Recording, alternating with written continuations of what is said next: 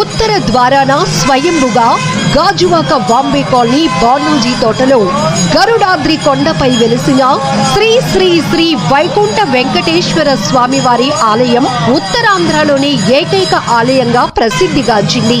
ముక్కోటి ఏకాదశి పర్వదినం సందర్భంగా శ్రీ శ్రీ శ్రీ వైకుంఠ వెంకటేశ్వర స్వామివారి ఆలయంలో డిసెంబర్ 30వ తేదీ మంగళవారం నుండి జనవరి 3వ తేదీ శనివారం వరకు భక్తులు సప్త ద్వారాల నుంచి బయలుదేరి ఉత్తర ద్వార దర్శనాలను చేసుకునేందుకు ఆలయ కమిటీ విస్తృత ఏర్పాట్లను చేపట్టింది.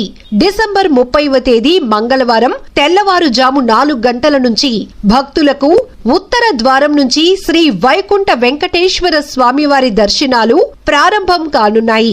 ధనుర్మాసంలో ముక్కోటి ఏకాదశి పర్వదినాన మహోత్సవాలను పురస్కరించుకుని 50 మంది భక్తులు విచ్చేసి డిసెంబర్ 30వ తేదీ నుంచి జనవరి 3వ తేదీ వరకు సప్త ద్వారాలను చేరుకుని ఉత్తర ద్వారం నుంచి శ్రీ వైకుంఠ వెంకటేశ్వర స్వామివారిని దర్శించి తరించగలరు.